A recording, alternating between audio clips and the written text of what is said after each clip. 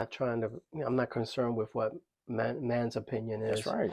I'm concerned with what God's word says. Mm-hmm. So if it's not in the Bible, I really don't want to hear it. Right.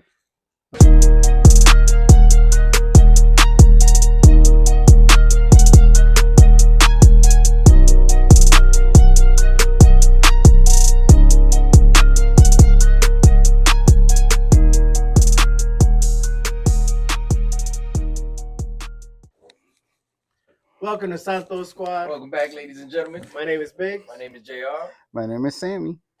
All right, so we're excited to have Sammy here with us today. He's going to be sharing a testimony. But first, I'm going to read out of Revelation chapter 12, verse 11. And they overcame him by the blood of the Lamb and by the word of their testimony. And they did not love their lives to the death. So he's talking about the devil, the Antichrist, and they overcame him, first of all, by the blood of the Lamb and by the word of their testimony. And in the face of death, they did not renounce their faith. So this is how important sharing your testimony is. Yeah, that testimony preaches. Yep. Praise the Lord. And so we're very excited to, for Sammy to be sharing his testimony with us. So Sammy, go ahead. All right, the floor is mine. Yes, sir. Okay. What's up? How y'all doing? Santo. Santo. Okay, so here we go. It started on 1978. I was born in Puerto Rico. At the age of 2, I came down here to Jersey City, and it was a different lifestyle that took up on me. My fight started at the very start of my race. My fight started. I started right from my mom's womb. I was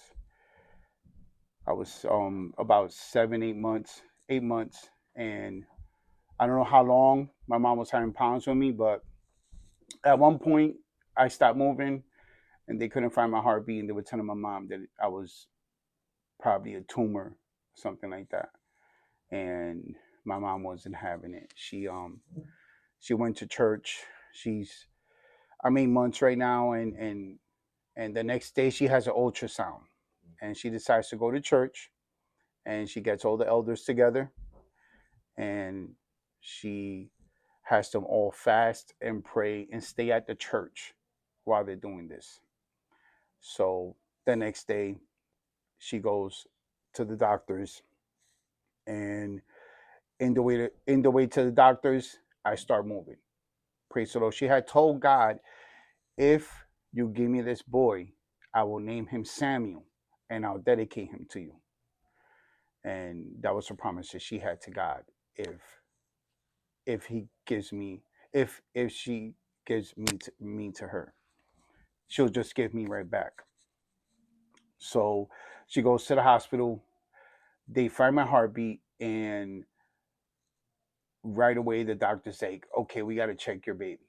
And they put her in a room. They check her, and my placenta that I was in was completely rotten. So right away he tells her, we got to bring you into another room, and we got to take this baby out because your placenta is rotten really bad. And she told me that they took me out, and fortunately the room stunk really, really bad because the placenta was, she said the water was black that I was in. But nevertheless, God works miracles in the midst of darkness. So I came out with no problems. I was fine.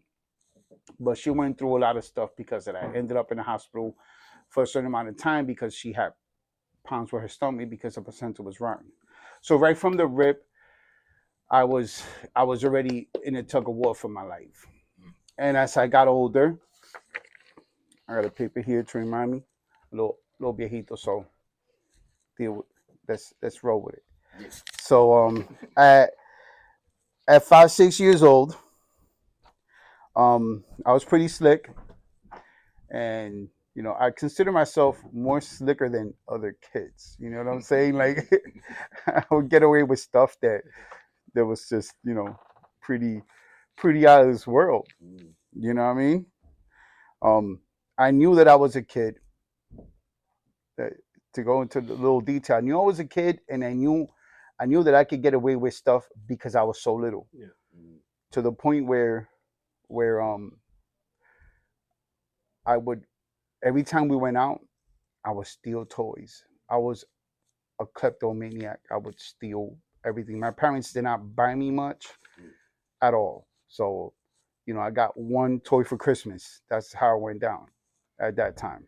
And that was okay. We all got one toy for Christmas. I have three other siblings, my older brother and two sisters. And I'm the youngest one out of everybody. So at a young age, I realized that I was really slick, and I felt like I was smarter than the average kid. So I would scheme my way through friends of mine that I had to get what I wanted. And I remember one day, um, my parents went to go buy.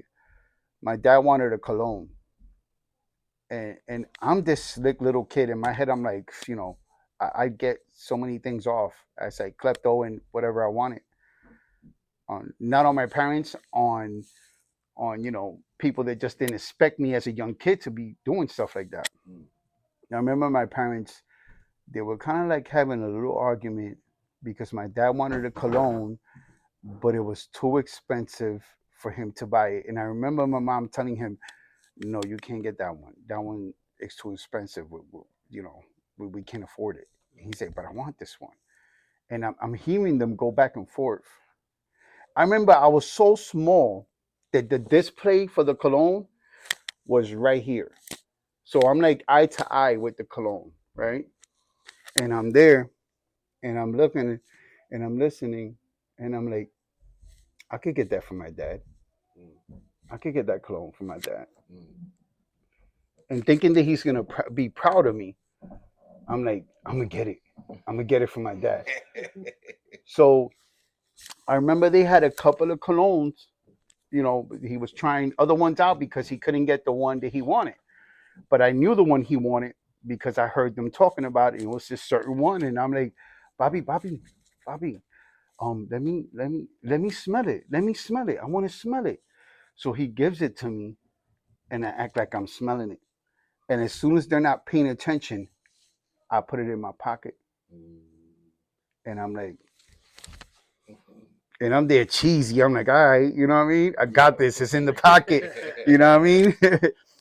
and rest for sure, he buys a cologne, not the one he wanted because it's in my pocket. And we walk out the store. As soon as we get to the parking lot, and I remember this, clear as day. Like, don't think your kids are not paying attention to what you're doing. You know what I'm saying? Because I was one of those kids that I remember details about my past of when I was little, and I'm 46.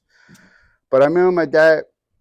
I was like souped up because I'm like waiting for us to get in the car because I know it's something bad I did. I know what I was doing. Yeah. As soon as we ain't drive away, we're in the car, and I'm like, Papi, and he's like, what? And I'm like, Bill, I got your cologne. I got your cologne. I'm like, Bill. I'm like, here, Surprise. here, and he's like, and my mom and dad are both like, and I'm like, I'm back there cheesing. I'm like, that's right. Oh, I'm sorry. I'm like, I got your cologne for you, bro. You ain't even had to spend a buck. Yeah. Yo, I remember I was souped. I was cheesy about it. Yeah. And then my mom and him, she kind of yells at him a little bit, and then he turns around and he yells at me. So he's like, "Why you do this? Like a parent should. Yeah. Why you do this? This, that, and the third." Didn't hit me, smacked me in the leg, which wasn't a hit. That's not the way my father would hit you. That was just, you know what I mean? Yeah. Don't do that, this, that, and the third. And I'm like, I'm heartbroken. I'm like, but dude, like, I did that for you. You couldn't get it. You couldn't afford it. I got you. And I was like, I was hurt, which happened a lot throughout my life with my dad. But I specifically remember that after he hit me, I got tight. and I would have this certain anger that this it would overcome me. So I got tight and I would shut down, and I'll just put the mean mug, and I'm there like, how dare you, I did this for you. I know you can't afford it. I'm there looking, and I'm like, I'm waiting. I'm literally waiting for him to tell me, all right, let's get out the car, let's go back, and you're gonna return this. And he turns the car on.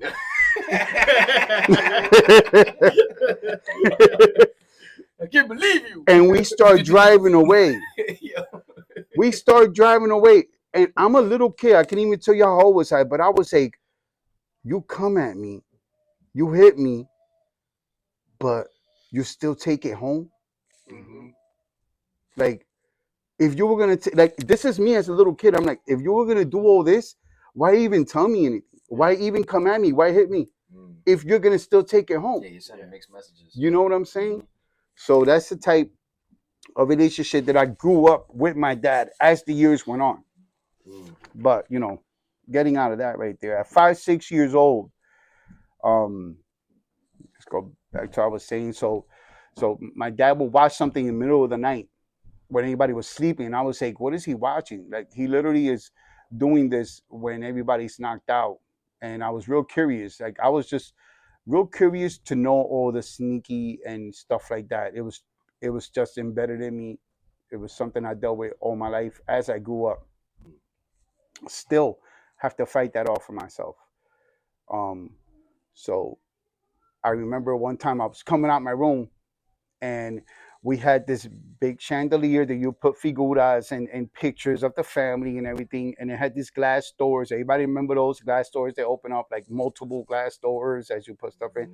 One of them was open. I'm walking out my room, and I realized that the TV and the mirror, the glass is in an angle where it's reflecting the glass. It's reflecting the TV right to where my room is. And I'm like, right away, the way I thought, I was like, ooh, I could find out what Papi's watching in the middle of the night, and all I have to do is angle that the right way so that day, and maybe it was multiple days because he didn't do it every day. But I remember that I was on point, and I would move that glass to was in a certain angle, and when it came that time that he was watching something, I waited until he was like really not paying attention. He was really into what he's watching, and I remember peeking out the side where he couldn't see me, and I already had the glass and angle, and that was the first time that I ever watched porn. And my dad was watching porn, and we were in church, and he was going like we were going every day. This is back in the days, Pentecostal for real. Like you get one day a week, maybe. You know what I'm saying? So, I was like, "What is that?" And right away, even as a little kid, you're like, "Oh, oh wow," you know what I'm saying? And and I was like, so that can't say that scarred me, but that definitely made me judge my dad as I got older. I remember that and multiple other things that I caught him doing throughout my life, that I judged him for that.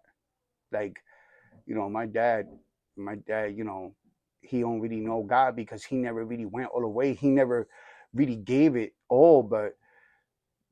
But now, as a father and having kids, just recently, this is something recently that I was talking to somebody, and I was like, you know what? I've always judged my dad, but my dad had it way harder than what I think. Because if I went through the stuff that he went through, I probably would have been dead or locked up. Because my dad dealt with a lot of stuff. But this not about my dad, it's about me. But this is something I've dealt with throughout my life. So that happened at a very young age. Um, the next thing that impacted my family and myself was my sister getting raped. Oh, before you continue, can I ask a question? Mm-hmm. Did you ever confront your dad about the things that he did? No, No. actually, no. He's older now, of course, and I've actually after because this recently, like maybe like 2 3 weeks ago, I was just talking to somebody, and I'm like, you know what? I've been hard on my dad all my life, and I've I really analyzed his life and realized that he just dealt with the hand he was dealt. Right. You know what I'm saying? Yeah. He, he did good actually. Because if I was in his shoes, I'd have done worse. Right. So I actually feel like I owe him almost like an apology because I was kind of like hard on him on that part. Which not even hard on him because I didn't confront him like, oh dad, you're phony, you're this, you're that. Like I didn't say none of that, but I've always felt that in my heart. Yeah. So yeah, that's something that I actually want to do Yeah. before he moves on. You know what I'm saying? Mm. I'm glad you brought that up. But so my sister got raped when I was young. And of course I was the last one to find out because I'm the baby of the family. So by the time I found out, um, we were in therapy. Like our whole family goes to therapy. Mm. And it's sad because the one who told me was the therapist. Therapist says, "You know why we're here, right?" And the way I always was, I always had that that don't sweat what you heard, act like you know attitude. Mm. And I was like, "Yeah, I know why we're here." You know what I mean? I remember, Mm. like yeah, I remember. And he was like, "Do you really know why we're here?" And I'm like, "Yeah." And he's like, like he didn't believe me. And then later on, he came to me and he said, "We're here because a man touched your sister in the wrong way." And he kind of explained to me. Then I remember that I just got tight. Mm. I got tight that somebody touched my sister. And I remember going to my dad and saying, "Papi, what you gonna do about it?" You know what I'm saying? Which I believe it probably put just more pressure on him. Yeah. But I remember asking him, "What you gonna do about that?" Even as a little kid, you know what I'm saying? Because I know how protective he was over us. You know what I'm saying? One thing about my dad that I could say is one thing that he told me without teaching me, just to big him up. He told me never to touch a woman. He's never hit my mom. I've never seen him raise my hand to my mom.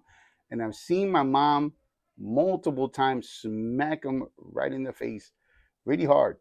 And he would just walk away like a man. So by me seeing that, I was like, okay, as a little kid, you're like, oh, when you see mommy hit daddy, and you're like, oh, what's daddy gonna do? You know what I mean? But then I saw he did nothing. I was like, I respected him for that. And I've always respected him for that. And he taught me that to not touch a woman. So I'm not gonna get too much detail into what happened to my sister. I could say that it was grimy. Like it was grimy because this is something that happened with another brother from church. So this is a man from church that raped my sister. And I don't even know it was more than once. I never really talked to her about that. But not only was he from church, he lived downstairs from us. And that's how he got it off. And I can only imagine how hard that was on my dad to know that the man downstairs that is living downstairs raped your little daughter and is still alive and breathing and he's downstairs. And the church knows and the church ain't doing it about it. They're not even saying go to court about it. You know what I'm saying? And my dad's dealing with this. So, like I said, I give him much respect because another man would have probably just went and killed that dude downstairs. And my dad didn't do that. So I can only imagine the fights that he had inside with himself as like, him wanting to do something about it and not doing it because he knows that if he does, then, we're going to be in the streets because my mom didn't win no bread. My dad was the breadwinner. My mom took care of the house, took care of him. Old school way. But, we dealt with that. And that was pretty serious. It wasn't so hard on me because I was the little one. But after I found out, then I knew throughout the years of how my sister grew up and things that happened in my family that really affected my sister and my dad the most. But moving on from that, that's something that we dealt with. Um,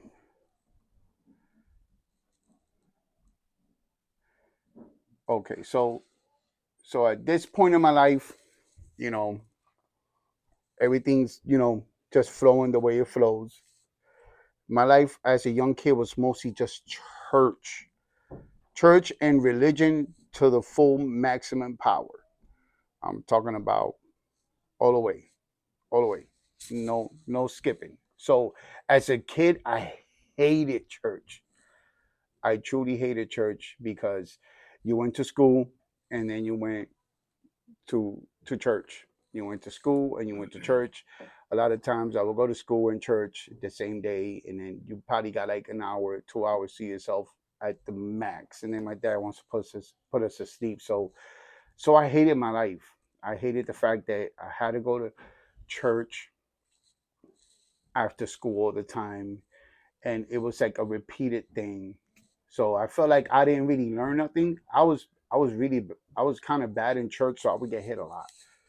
Like I would get hit a lot. Like the deacons hated me.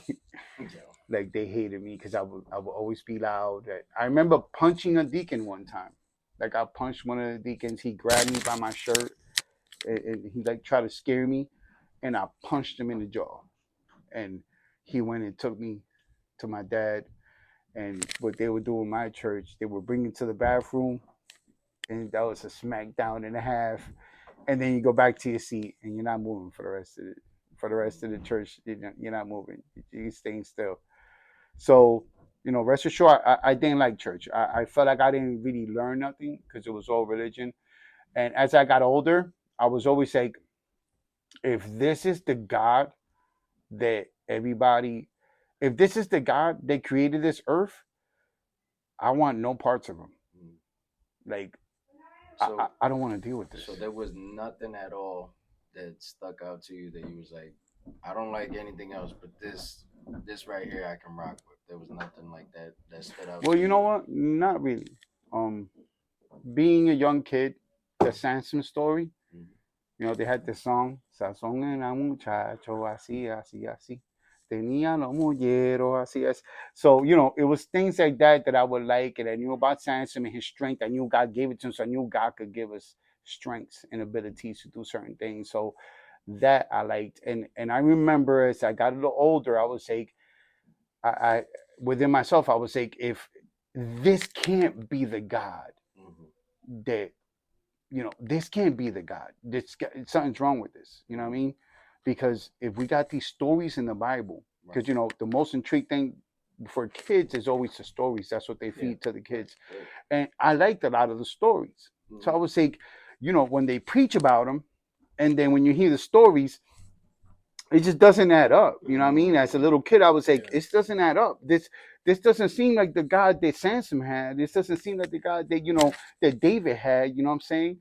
And then I hear their part of version of God and religion and this and the way they condemn you. You know what I'm saying? I was like, well, no, man, this is I want no ain't adding up. son ain't added up. Right. But as a kid, and you're just like, I don't want no parts of it.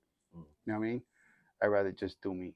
So that's the type of attitude I had, and basically that's how I went about life, and then the torment started, and I started getting tortured.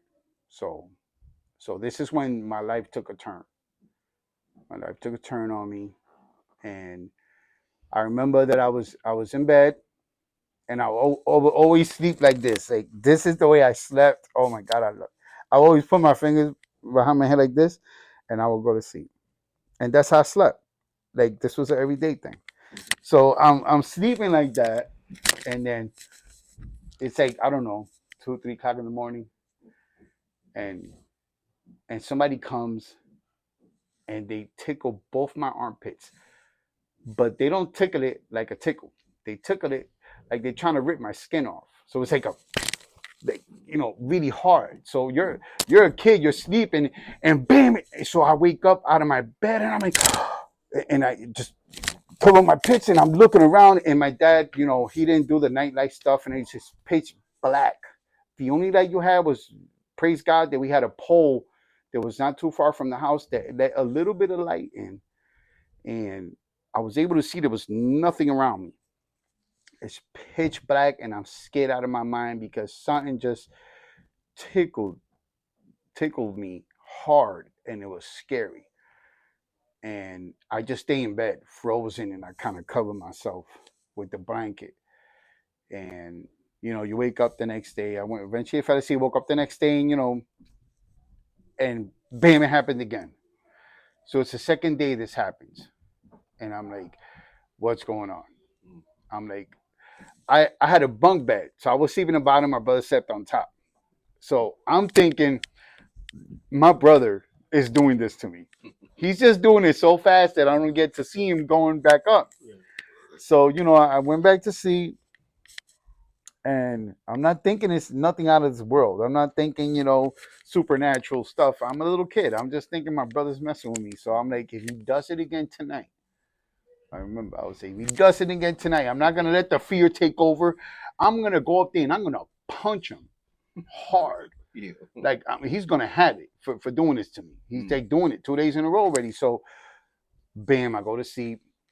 Happens again, but this time I get up and I'm like, oh, this Negro. I get up and I go and I punch him exactly how I said. So he's sleeping, and I punch him. Bam! I catch him, and he didn't even have to say much because when I punched him, the way he looked at me and the way he turned and looked at me, right away I could tell that he was in a coma, and I woke him up. So as soon as I punch him and he wakes up and looks at me, I'm like I don't even know what he's saying. Like, I don't know if he's saying, "What will you hit me with?" Like, I'm just looking at him like, in my head he's talking, but all in my head I'm like, "Oh my God, it was not him.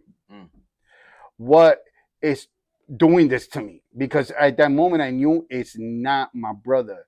So if it's not him, what is doing this to me? So I remember I just went like, and I just kind of like melted into my bed, covered myself, and I was freaked out because I knew that it wasn't my brother. So what has been doing this to me?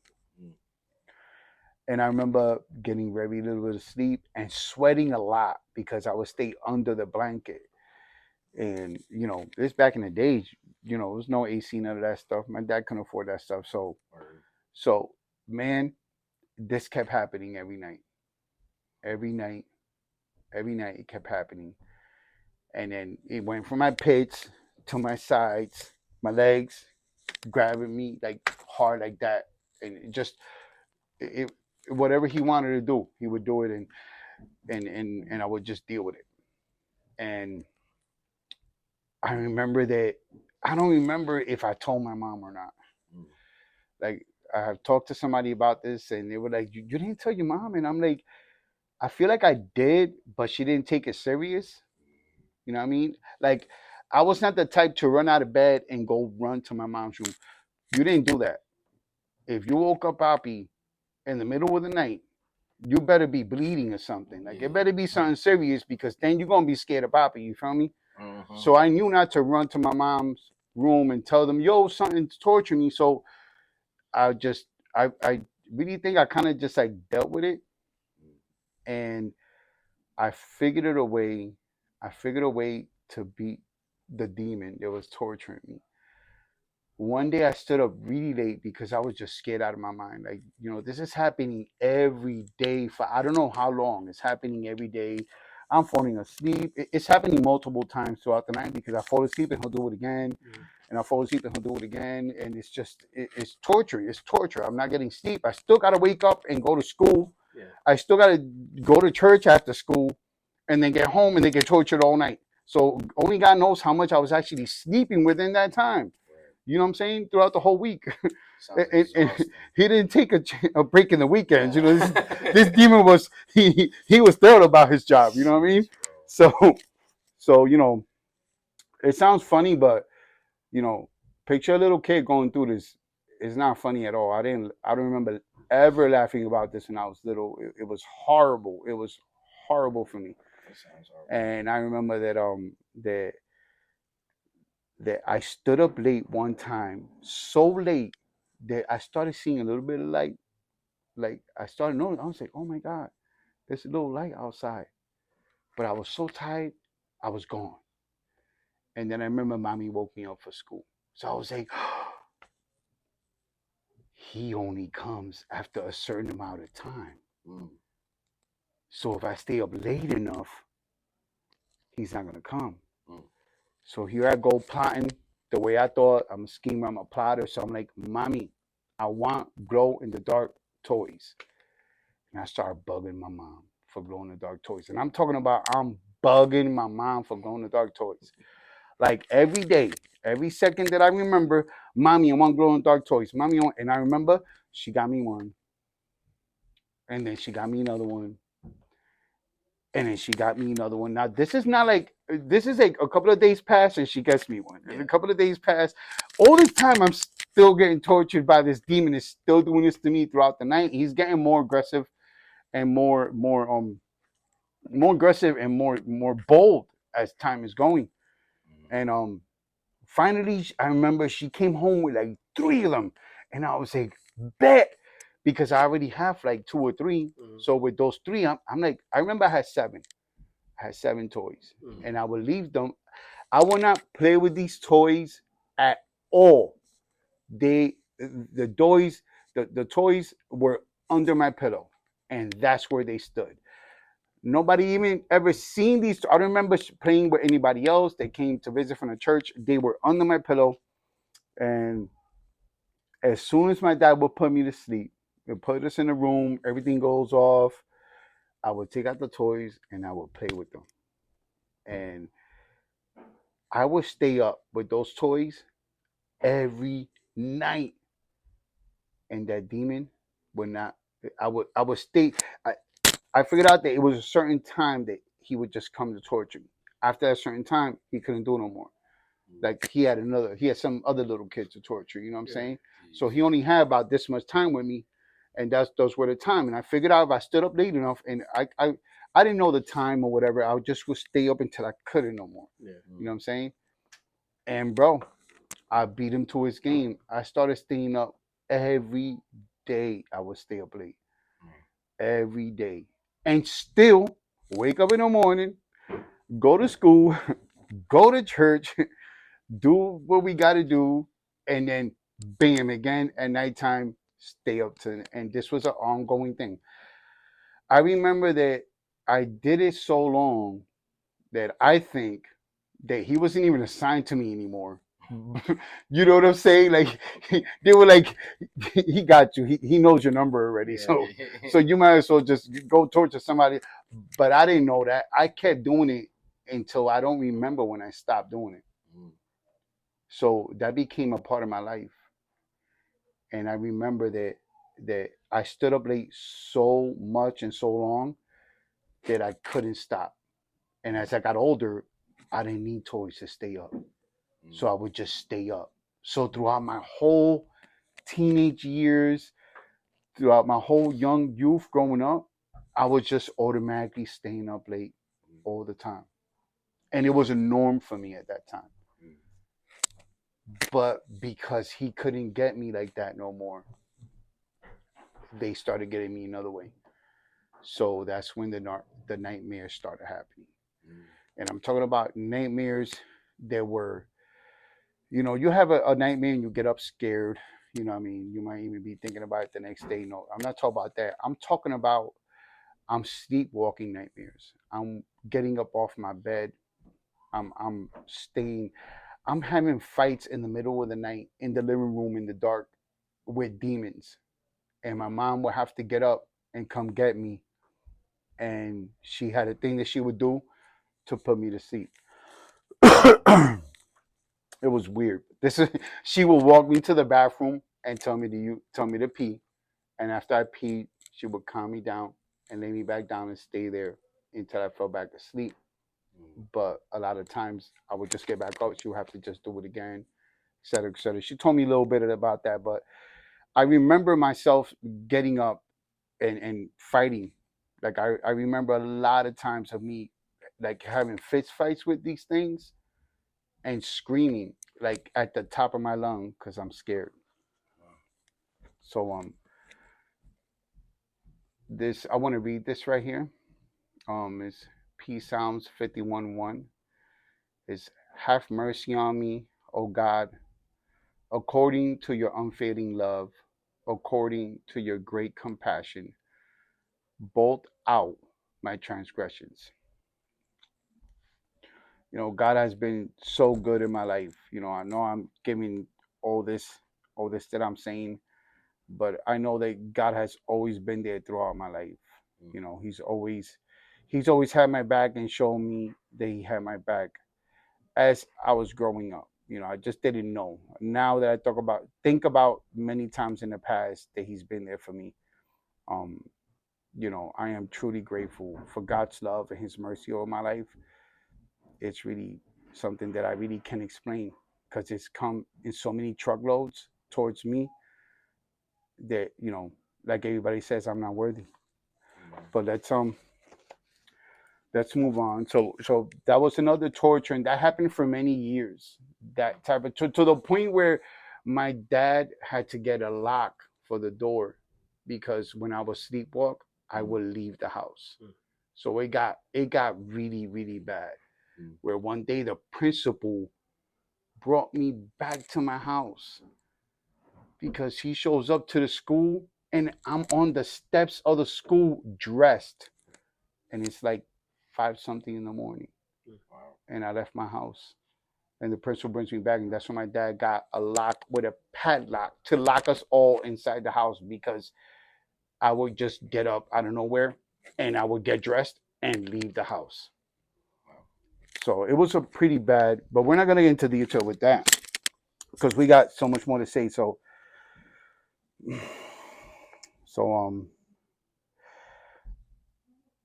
at I don't know what age exactly. I want to say like 11, 12. I stopped going to church. Um, my dad had had enough with my sister getting, raped and and churches backstabbing my dad. My dad, he was a good man. He wasn't a bad man, and so he left church, and I was forced to go to church. So at that point, I was like, well, when I saw my dad left church, I was like, oh, right away, I was like, yeah, this is my cue. Like, like I'm not gonna, okay, daddy's out of church, you know what I'm saying? So I just waited for the right time and I was real slick about it. I remember I was plotting on it and and I was like counting the days, like, all right, I'm not going to church no more, and I'm picking the right day to do it.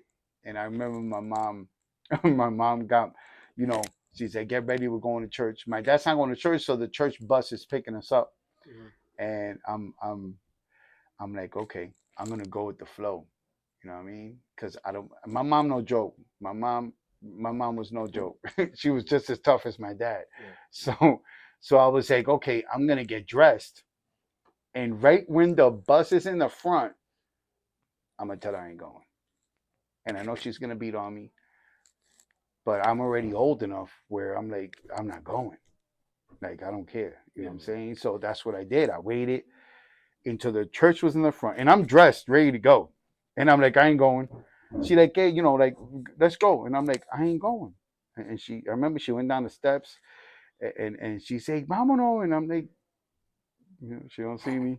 She comes back up and she's like, "Que yo te dije, all right, let's go," and grab my hand. I'm like, I ain't going. I'm not going. I'm not going. I'm not going no more.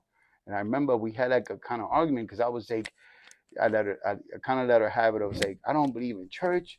I don't believe in the God that y'all preach, blah, blah. And I'm like, bam, bam, I'm not going. I'm not going. Bobby's not going. I'm not going. I'm staying here with Bobby. Why do I have to go? Take Kayla with you, blah, blah, this, down the third. And we're going back and forth. And she's beating on me, but the bus is outside waiting. So that's why that's why I waited. I wasn't stupid. I was smart, bro. I was a smart young kid. So I waited because I knew that she could only beat me for so long because the bus is waiting. You feel me? And yo, she was like, she got tight and she put it on me. And she was like, this ain't over. And I'm like, it's over. You will never take me to church again. It's over. I'm staying with Papi. And she got in the bus and left. And I got undressed, wiped my tears away, and I was doing me.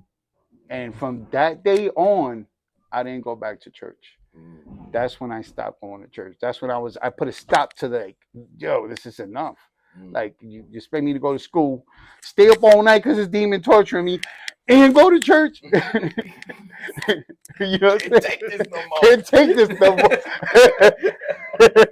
You know what I'm saying? So you know, okay, so let's move on. That's when I stopped going to church. At 12 years old, I started selling drugs. You know, I grew up in Jersey, and all my friends, you know, they didn't sell drugs. You know, I have friends that were just kids.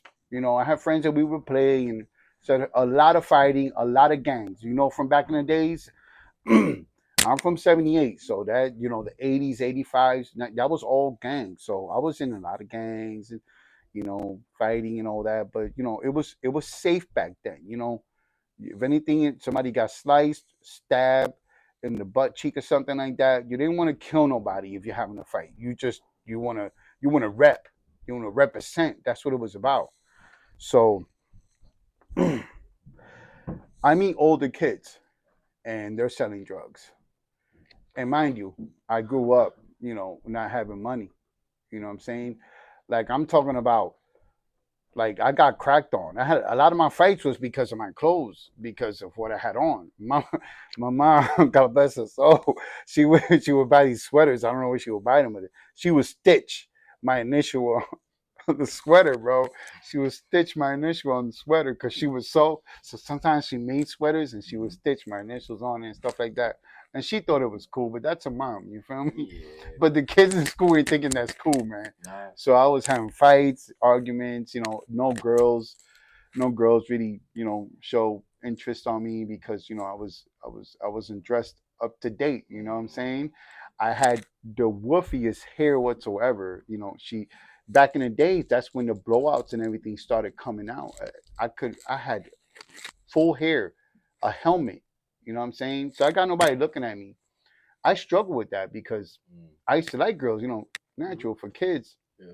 I remember, I can share this. I remember that a lot of times I thought I was ugly, and I would be like, I'm ugly. You know what I mean? Nobody, you know, all these girls, they like my friends, but, you know, I know my friends had clothes. You know, they had, you know, they would be dressed up. They had haircuts, and here I am with my helmet and my initials on my sweater. You know what I'm saying? Ain't nobody showing me interest. You feel me? So I remember crying to my sister. I remember that my sister was there for me a lot. I could say, you know, my mom, she was about church, and she was about, you know, she was there for me as a mom, food, this, that, you know. But emotionally, I don't I don't remember her being there for me. I don't remember ever opening up to her and telling her, because if it wasn't about God, you know, that's how I felt. It wasn't really, you know what I mean, it wasn't a big thing. Right. But my sister, my older sister Paloma, she was more like we would kick it. You know, she was, so it was like she took that place of my mom. You know what I mean? And I would go to her and tell her. I remember going to her so many times, and I'd be like, "Bro, I got this new girl." So, you know, then after I broke out of that, after I broke out of church, then I started cutting my own hair. I started stealing clothes. I would go store and wipe out clothes. So now I started GQing, you know, and then I meet guys that sell drugs and got money. You know what I mean? My dad had money. My dad was an electrician. Like, he had guap. He was GQ. You know what I mean? He had a nice car, but we had, you know, initials in our sweater. You know what I'm saying? So I was like, okay. I was like, all right. So I had to get my own. He told me that I got to get my own. So I started selling drugs. I started asking these guys, you know, hey, how do you do that? You know, can I sell something for you?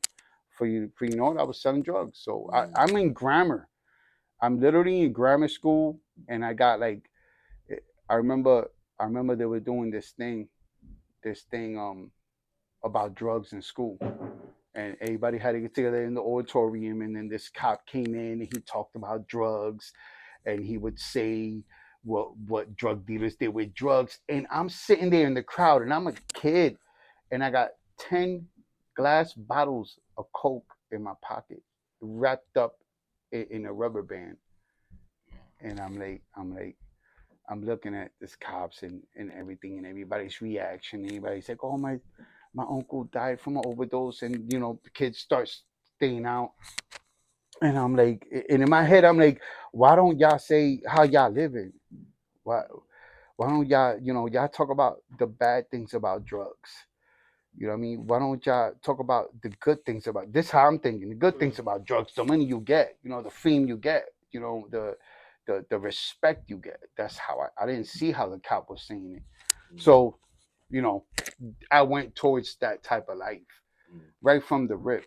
Right from the rip, I went towards that type of life. And that was at 12 years old. So at 13 years old, my dad, he's a schemer, you know.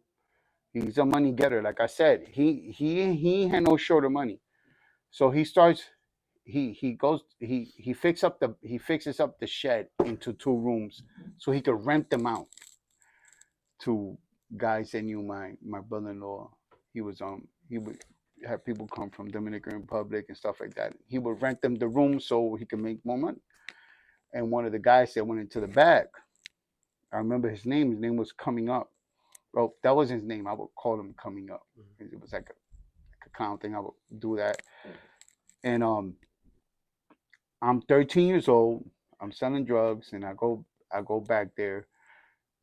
I got one of the rooms. He got the other room, and he he's smoking crack, and I didn't know. I go in the room to just say what's up to him, see if he wants to get some weed. And he said, "No, I got this," and I'm like, "What's that?" He's like, "Oh, here, try it out." And I smoked, and I was like, "Whoa, what is this?"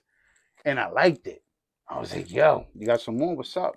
And I did a little more, and then it wasn't a big thing. I kept it pushing. I was like, all right. I saw him looking out the window and freaking out. I was like, yo, you a clown. Like I remember clowning him. Like, what are you looking for? Ain't nobody out there. And he's high on crack. He's looking out the window and doing all this. I'm like, you're weirdo, bro. Like, why you gotta act like that? You know what I'm saying? And I let it go and I went about my business. And that was at 13. So okay, my teen years. We'll talk about my teen years.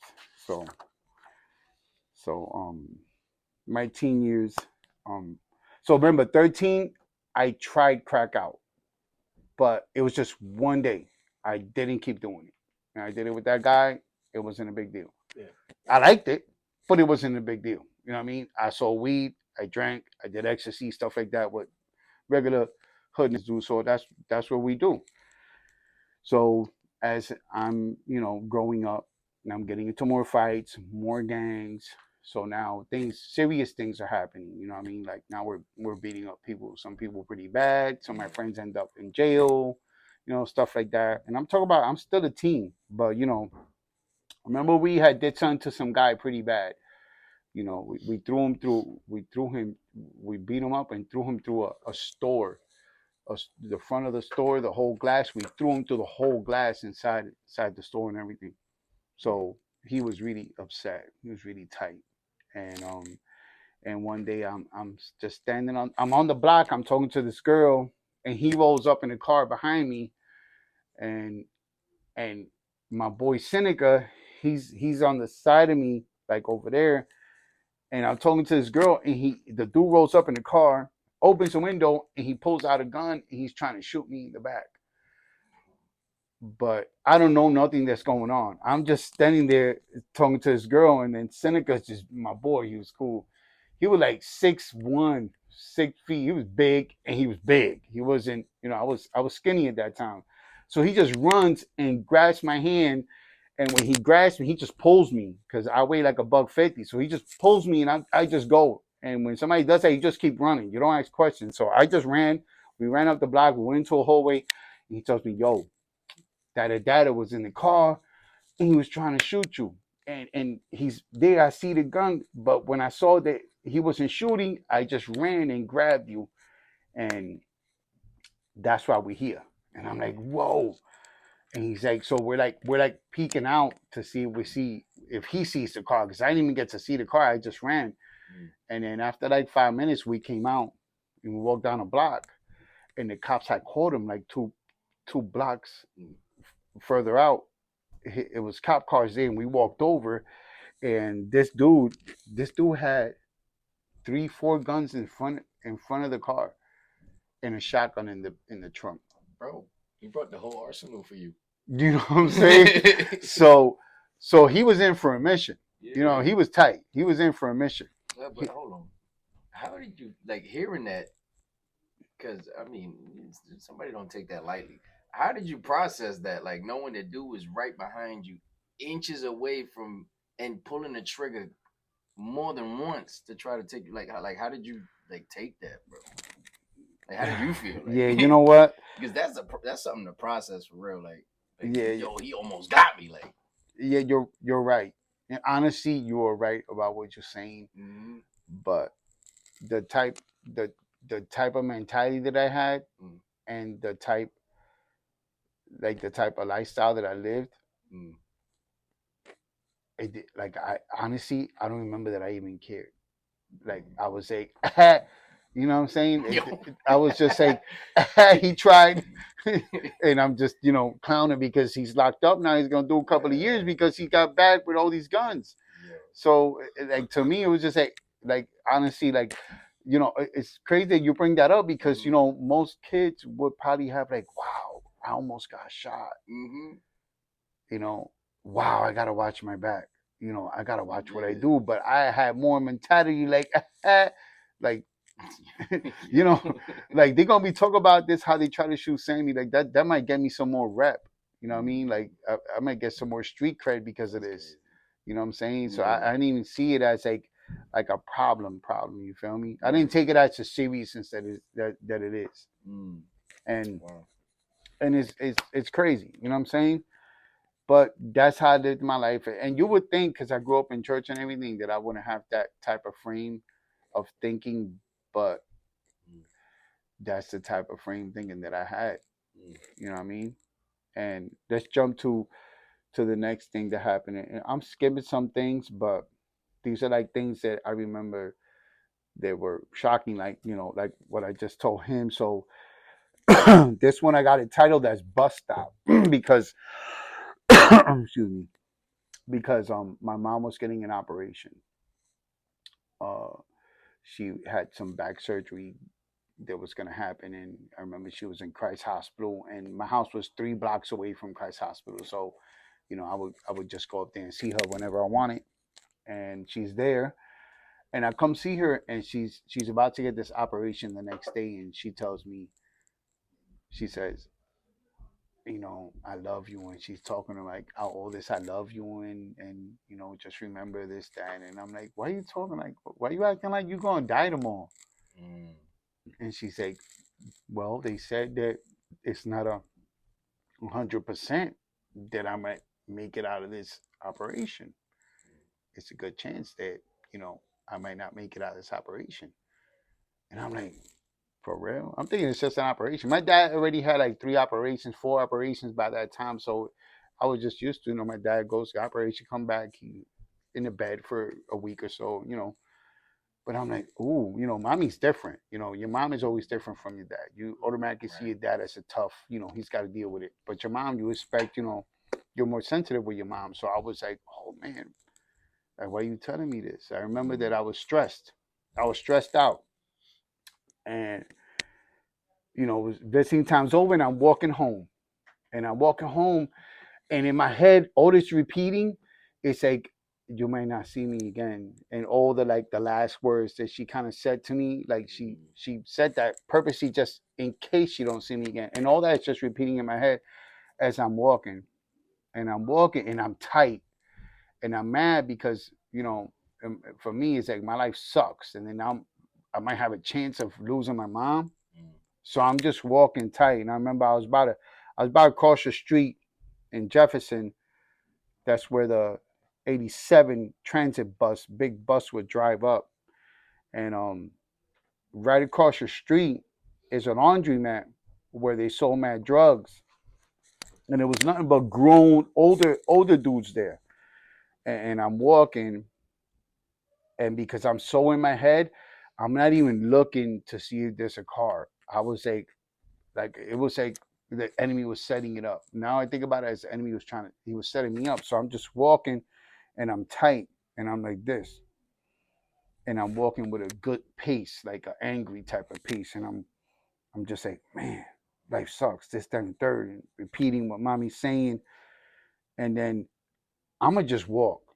Like I'm not even thinking about. I'm just walking, and I'm about to walk into the street. And as soon as like I'm right, like here's the sidewalk, the curb. I'm about to come off the curb, and I hear Samuel really loud right from across the street. So in the fact that it was Spanish, Mm-hmm. and then it's my real name. Nobody knew my real name. They call me Skills. That was my name. Nobody, unless you was my boy G, the only way you didn't know my name. And I hear Samuel. So it snapped me right out of everything that was in my head. It took me out, and I look over, and I'm like, it's not a soul, not a soul across the street. No one's there. I look over, and I'm like, and when I realize no one there, I just look back, ready to walk. So I look over, and then when I look back, the bus comes passing right here. As soon as I look back, the bus is going, but it's going so fast that I remember that it went woof, and I step back, and my shirt is flapping from the wind of the speed of the bus. My whole shirt, everything, my hair is like, and I back up. And as soon as I backed up, I promise you this. As soon as I backed up, I looked up, and I was like, wow, Lord, thank you. Word. Because I knew right then and there that was him. I knew that there was an angel there, and he had called out my name. Um, let's read a little scripture right here. Through the Lord's mercy, we are not consumed, because his compassions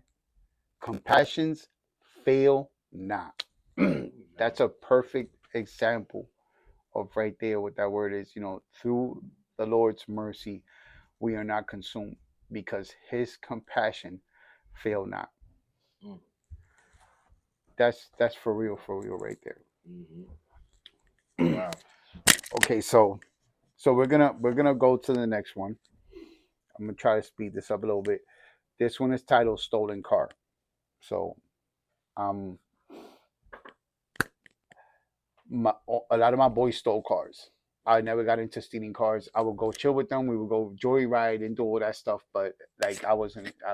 I sold drugs. That was my thing. But a lot of my friends, they stole cars. So they would steal cars and joyride them.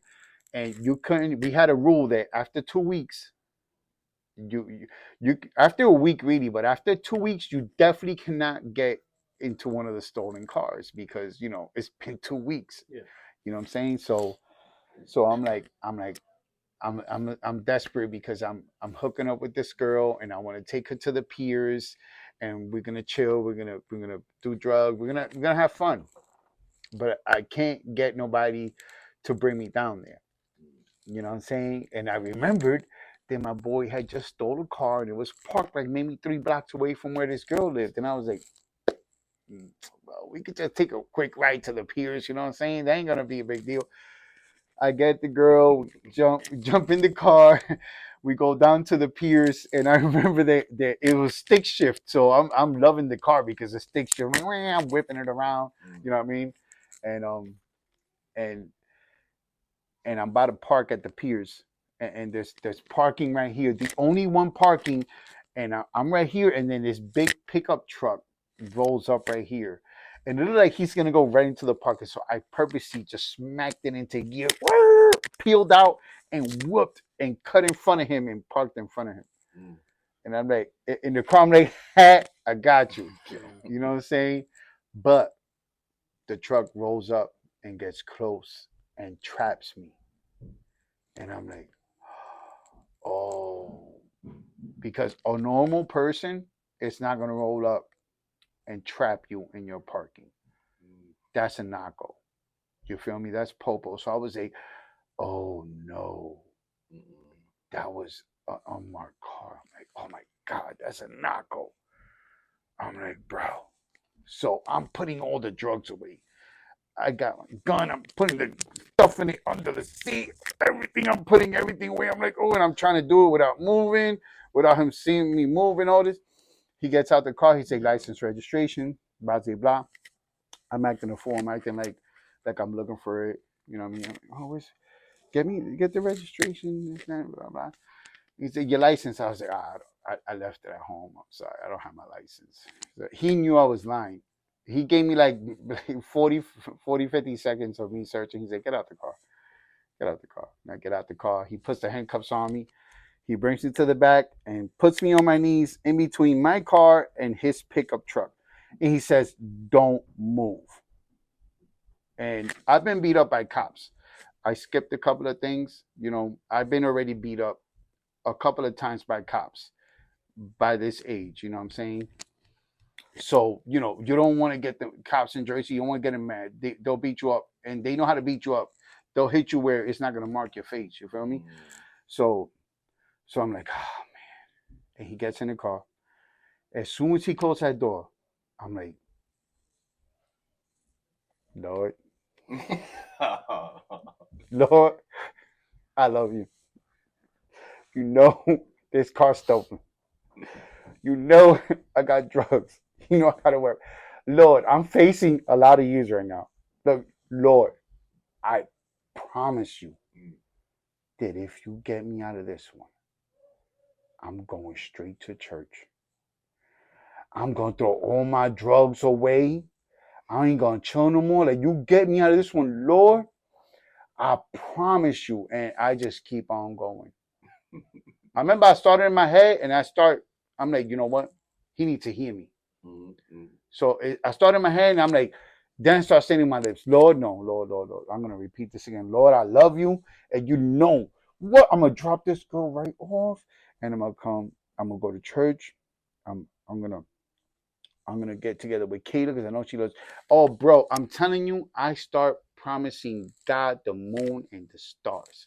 I'm giving him stuff that don't even belong to me. I'm promising God and I'm like, Lord, you do this. I know you can do this. I know what kind of God you are. And this is nothing for you. And bro, you're going to see how I'm going to turn, I'm going to shout you all over the world. And I'm promising him a whole bunch of stuff.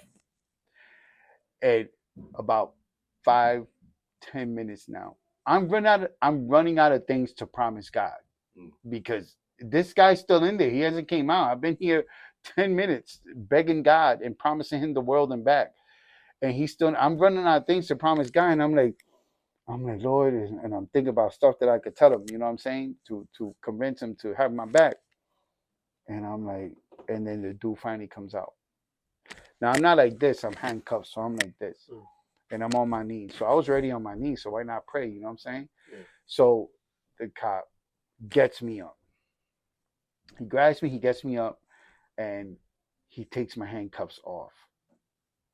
First thing I think about, he gonna beat me up because he took the handcuffs off. He's about to come at me, you know. So I turn around slowly, like you know, ready to dip and weave. You feel me? I turn around and he's just standing there, very calm.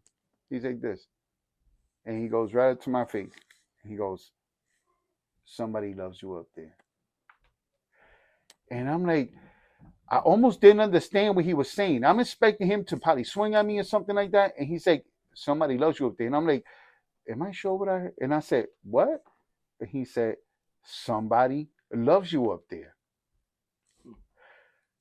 My radio doesn't work. I've been there 10 minutes because I keep typing everything in. Nothing is working. The truck doesn't turn on. Nothing works. I'm telling you, somebody loves you up there. He's like, I tried. Wow. He tells me just like this. If you can get out of here, you're free to go. And I'm like, so if I could get out of here, I'm free to go. He's like, if you could get out of here, you're free to go. Bro, I jumped in that car so fast. Mind you, he got me trapped. Yeah. So I'm in the street. So there's a curb here, and there's a bunch of other cars. There's a bunch of other cars, right? But right here, there's a pump. So I'm in a little stolen car. I don't remember what kind of car, but I remember it was little. It was a little car. So there's a pump here. So I have just enough space to squeeze between that pump and the next car driving off the curve because I have to go into the curve to get out. So that's what I do. I get in that little car. I scrape the whole front, getting the car on top of the curb. He's standing there watching the whole thing. He's just there like this because he's like, I'm done. I tried everything. I can't do nothing. You feel me? So I get in the car, boom, and I come out that little space that I knew that I could probably squeeze the car to. I come out of there and I step on it. Boom, boom. I'm like 4 or 5 blocks away. I'm trying to get to the heights because I'm down by the piers. So I'm trying to get to the heights and the light turns red and this is New York. Like I'm right at the Holland Tunnel. That's this whole area where I'm at. Yeah. So as soon as that light turns red, a whole bunch of cars pile up and they trap me. Oh man. So I'm sitting in the middle of 3 cars this way, 3 cars this way, like 10 cars in front of me, a bunch of cars, and I'm like, oh, and I'm sitting in this light. And then all of a sudden, like 7 cop cars come out of from under the bridge that goes up. Come out of there.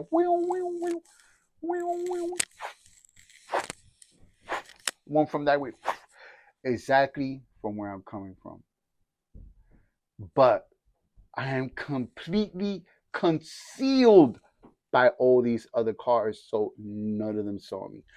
I'm guessing, this is what I'm guessing now that I thought about it, the man could not do nothing about it. So he's like, okay, he knew it was God because he said somebody loves you up there. So I'm guessing that's what he did. Let me write down the plate. Let me write down the make and the color of the car and the plate. That way, you know, when I could get it, I'll get it.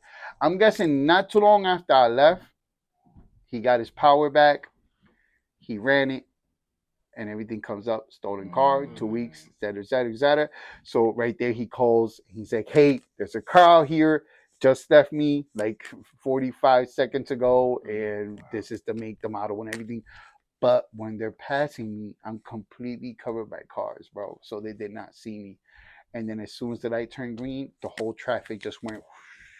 So all the way up to the heights, I was completely covered. Got to the heights, 2 blocks into my hood, stopped the car, park it, mean to go get out, and we walk the rest of the way.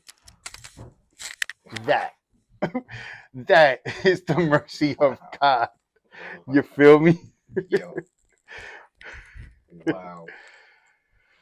And that's the mercy of God over my life, bro. So did you follow through with the promises? Even after that, even after that, bro. I mean, it like I told myself. I remember that I was like, man, I should have done something. You feel me? I didn't do nothing. I didn't go to church. I didn't do nothing. If anything, I didn't even tell nobody about the story about what God did for me. Wow. Like I didn't even tell nobody in my family, like, yo, this just happened today, and God did this for me. I didn't even say that. You feel me? I told the girl not to tell nobody what happened. You know what I'm saying? Because she was asking me, how did you get? She knew it was a stolen car. You feel me? How did that just happen? She's asking me, and I'm like, don't ask questions. Just don't tell nobody about it. Yeah. So, you know, so many chances God gave me. You know, that goes especially with this scripture right here, Proverbs 26:11, for the fact that, you know, we constantly get into stuff and God saves us. He brings us out of it, and we end up returning back to the same thing that we were doing. Like that's a perfect example. Like I had promised him the world and back. You feel me? And then I end up, you know, be like, yo, keep this on the hush. Don't even tell nobody. So completely of what I had promised him. So, you know, Proverbs 26:11. Sorry. It says, Like a dog that returns to his vomit is a fool who repeats his folly. And throughout all our lives, I'm pretty sure that everyone can fall into that. Proverbs 26:11. You know, I did it to an extreme measure, but a dog that returns back to his vomit is no different than you just repeating a sin. That's what basically it is. Um, so I'm gonna jump to Cis. I got this title Cisco. This is another pretty big miracle that God did in my life. I'm gonna try to speed this one up. so, um, so this one, here we go. I will always drink Cisco, and I don't know if y'all know about Cisco from back in the days. They said a lot of people said that it would have. They would call it crack juice. They wouldn't. We in the street, you wouldn't say Cisco. You would say, "Yo, we're gonna drink some crack juice." That's what they called it because it would hit you that hard. So, whenever I drank this, it wouldn't get me drunk. It was literally like if I did an 8 bowl of coke. That's how I would feel on this drink, and you could notice a difference right away. My mom was one that always knew when I drank Cisco because she said that I would stand tall and I would have my fist like this and I would walk a certain way. She would tell me, she's like, I know you were drinking it because you were walking and your fist was closed. You were walking the way you walk when you're on that. So I would get very violent when I was on that. But I will also not be drunk.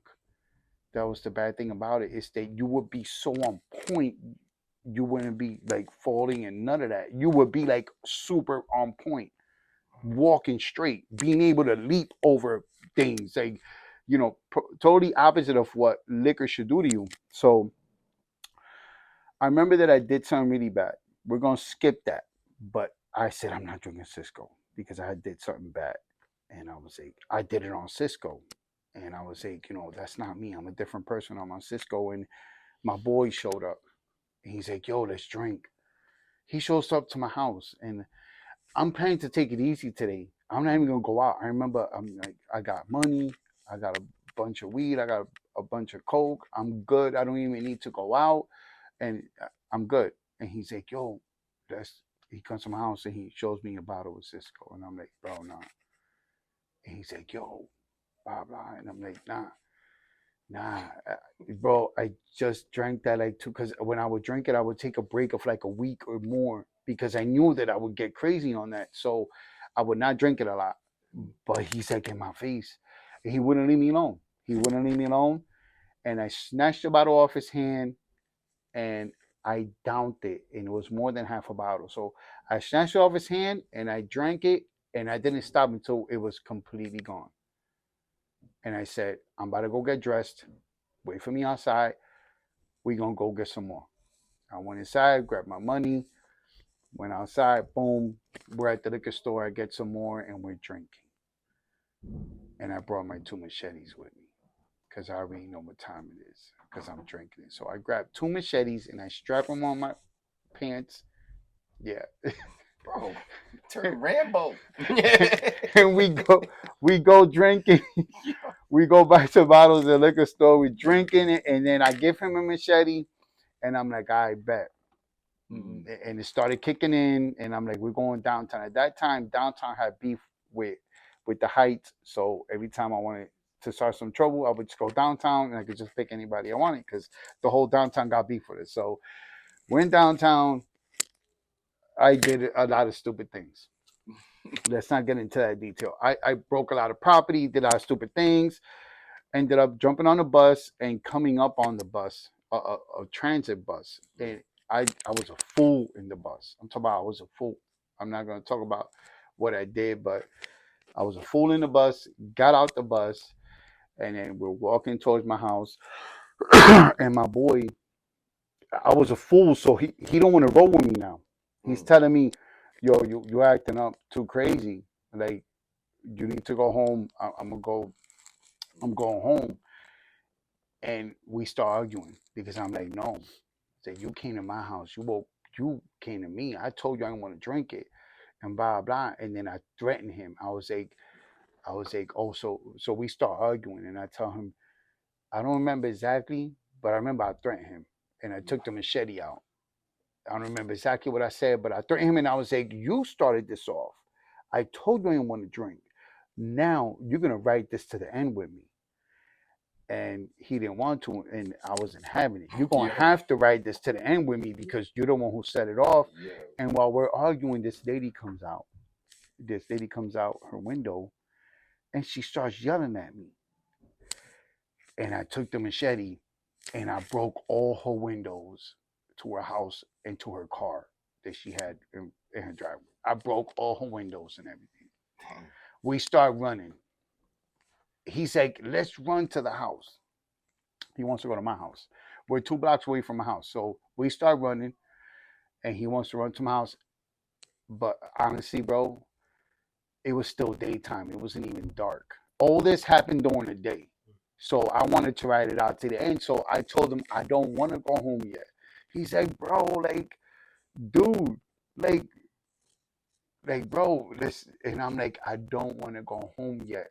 And we start running. I make it. I was like, let's go this way. We started running down Oakland, and we ended up by the highway, and the cops are rolling up because that old lady, she called the cops on us, and she described us, and they roll up, and they roll up, and I talk about a couple of cars deep, and when they rolled up, I threw the machete because you don't want to have a weapon with them. You know what I mean? They could do something crazy. So I threw the machete and everything, but I did not let them.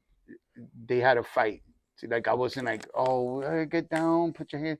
I was just wilding out and cursing at the cops, and they beat me up. They beat me up, like a couple of them. My boy, I don't know what he did. I think he just laid on the floor and was like, hey, hey, and I'm like up acting a fool. My brother's walking home and he sees me getting beat up by the cops. They're beating me up, and my brother's watching it. He's walking home and he's watching. He says, I was walking home and I saw some kids getting beat up, and I look and it's you. So he tells the cops, that's my brother. So when he says that's my brother, they grab him and throw him. Dang. And they cuff him too. They take us You're all in. guilty by relation. They take us all in. Dang. So we're all in jail. And they found the machetes and everything, and they couldn't do nothing to my brother because he was just my brother. He was coming out of work. Yo, that's But yo, that's horrible. it is. Long day of work. My brother. Yeah. So Yeah. so they start you know I was Cisco'd up, so I don't comply to nothing. And I remember that my brother, they tried to take my belt, and they came in and I started fighting them. And those cops didn't like me. I would say some mean stuff, like dirty, mean stuff about their family. Just whatever I could do to get them mad to have them come at me. And I remember telling them, I don't care. I don't care what you do, but you ain't. I remember I kept saying, you ain't knocking my teeth out. So I would threaten them, and they would threaten to come in, and I'm like, I don't care. You can do whatever you want, but you're not knocking my teeth out. I don't know why I kept saying that to them. And my brother, they tried to send my brother to get the belt so they wouldn't have to come in and take it off of me, but I didn't give it to my brother. I didn't give it to him. I'm gonna skip. I ended up locked up, resisting arrest, assault on not just one but like 3 cops, and a bunch property. Oh my God, I was going in for a while. Oh, and the other machete, they put it on me too because they my boy, he was just Angel was his name. He was just scared out of his life. So they thought that he was just the cause of being with me. You know what I mean? Like I was the ringleader, which kind of was, but he's the one that started it. Yo. But so I end up going to court, and I'm facing a lot of time. And I'm like, I remember that I had enemies because I went in drunk still, and I I kept doing the way I was acting. I did it with people that was in it. So when I woke up the next day, I had dudes they didn't like me. They wanted to fight me. Mm. And I don't even know why, because I was locked up, the night before, but I don't remember what I did, you Mm. know. So I had to watch my back from everybody because I didn't know who I had threatened or who I had done what to, you know what I'm saying? And I remember this dude sat down next to me, and it's funny because I got my feet hanging on the edge. I'm on the second tier, and I got my feet hanging watching TV. He sits right next to me, and I'm like, "What are you sitting next to me? Like, what do you want?" He's like, "You don't remember me?" And I'm like, "No. What's up? What happened?" He's like, "Yesterday when you were locked up in the precinct, I was there with you, and they had you handcuffed." He said they had already beat me up. They had me handcuffed to the bench, so I'm on the bench like this. And he said that I looked at. He said, "You looked at me and you said, 'Give me your jacket.'" And he starts laughing at me like that. He starts laughing. He's like, "This dude is in handcuffs," and he's like, "Give me your." He's like, "Nah, I'm not gonna give you my jacket." He said that I threatened him. I'm like, "Give me your jacket." This and I'm threatening him, and I'm trying to kick him, and he's just laughing. So then I start spitting at him, and then the cops heard me get up, and they took him out of the cell. Man. But he didn't take it personal. He started laughing. Me and him actually became really cool, and we ended up being cellies while I was in there. So the following Monday, I see I'm going to court.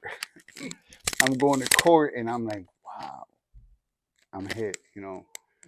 Like in my head, that's when I had the thought, like, oh, okay, no, now, resisting arrest. I don't even know what I'm facing. I'm looking at a couple of years. You know what I'm saying? So I'm trying to settle that into myself. That's all right. You just deal with it. It is what it is. So I'm like, all right, I'm in here.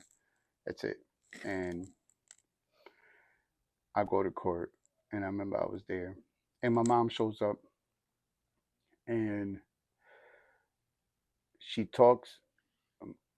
My mom talks to the judge, and I saw her go up and talk to the judge, and then she came and sat back down, and I'm in cuffs and everything because they just took me out of jail, and she this beautiful older woman, not older, like probably her 25s, like she stood out. I remember she passed, and I was like, oh wow. And I was like, you know, I was like, wow, she's beautiful. And I'm looking at her, and she walks up to the judge and walks back and sits next to me. And I'm like, what? And she's like, just follow my lead. I'm like, all right. Don't know her name, nothing. She just says, follow my lead. And I'm like, all right. So I'm like, what's going on? And it was my time to go up. Somebody went up, and my time to go up. I get up, and the judge says, approach the bench, and we go up. And he says, you know what you're here for, right, sir? And here I am about to give him the list of what I'm. Well. So here I am. I'm like, yeah, I know what I'm here for. Resistant. Bah! She kicks me. As soon as I said I'm about to say resistant arrest, the damage of property, this, that, and, I was thinking about it because I'm not going to do some time. So I'm like, resistant. She kicks me. She says, loud music, disturbing the peace. I think he served his time. He should come out in ROR. Hmm. And I look over to her, and I'm like, and I look at the judge, and he says, okay, did you learn your lesson, Samuel Colazo, from disturbing the peace and drinking in public or something like that? And I'm like, yeah. He's like, okay, blah blah, time served, out and all. Smacks, put a little hammer down. I'm like, cops come, take the cuffs off of me. I'm still on pause. I'm still like, is this really happening? Somebody come out of nowhere and be like, "Hey, I got you, cuss back all this." I'm like in slow motion, and I'm like, it's like everything's happening slow, and I'm like, and I look at the girl, and she goes, and she gives me her hand, and we shake hands, and she just walks away, and I'm like, and the guy, the cop that took, he's like points me to get out, and I start walking out, and then my mom's at the end, and I'm like, what just happened? Word. What just happened? Like I literally, like I'm out of jail. What just happened? Wow. That goes to show the mercy, the mercy of God At a maximum level. at a maximum level, man. Wow. So okay, so okay, so let's skip. I'm 18 now. 18, 19, 20. It's just I'm older now.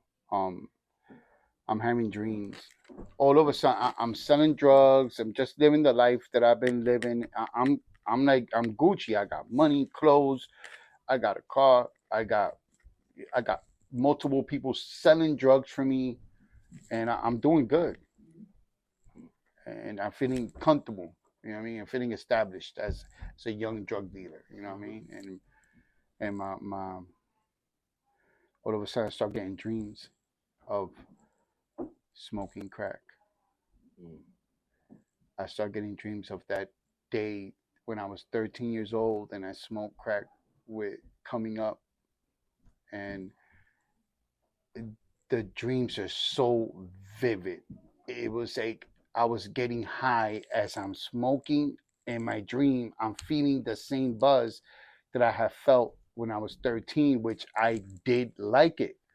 I liked it. I just didn't pursue it because that wasn't my style. But here I am doing really good for myself as I'm figuring because I'm doing good for myself, and all of a sudden a whole week straight every day I'm going to sleep and the whole night I'm smoking crack in my dreams, Mm.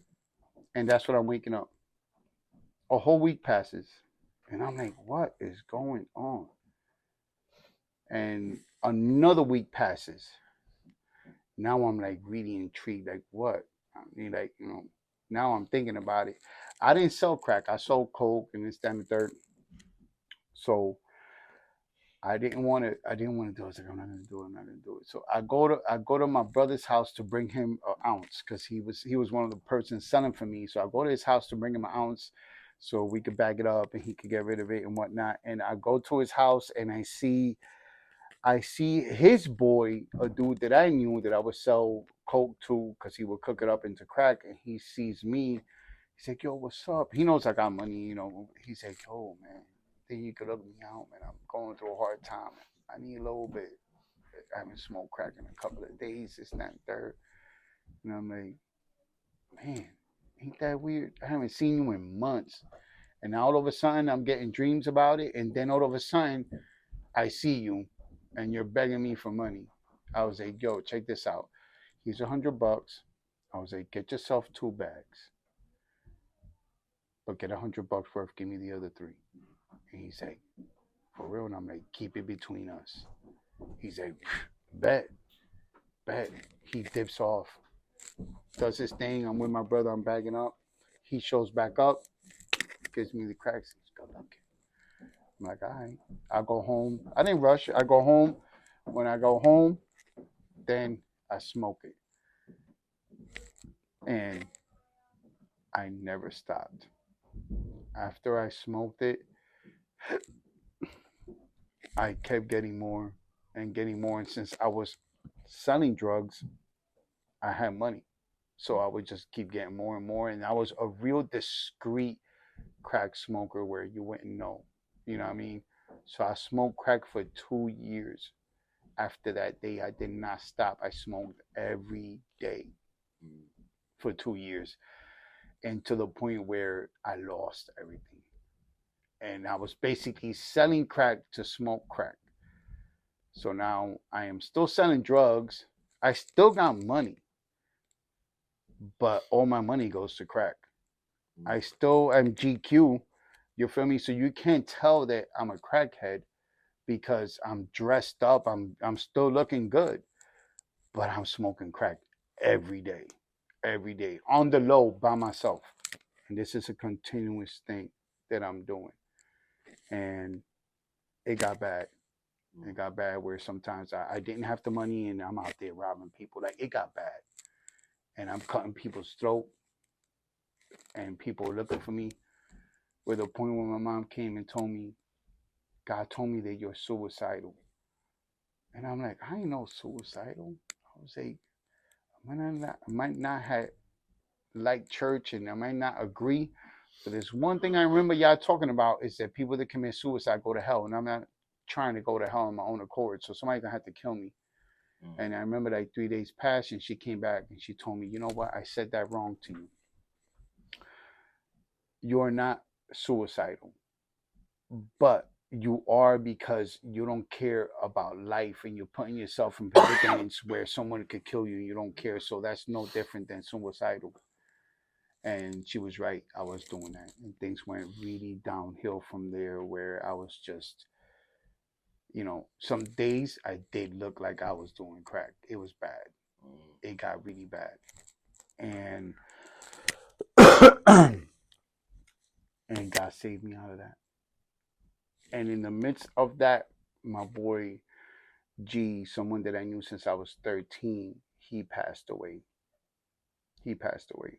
And that hit me pretty hard. That was someone I knew since I was growing up. So I started drinking heavy. Drinking where it was every day waking up with fevers and still drinking. And I couldn't stop drinking because I would have nightmares of him. I would have nightmares of me saving him. I would have it was just an ongoing type of torture, and I couldn't stop. I remember waking up and going to this restaurant where this lady, one of the waiters, they already knew me because I would wake up with a fever and a hangover, and I would go in there, and I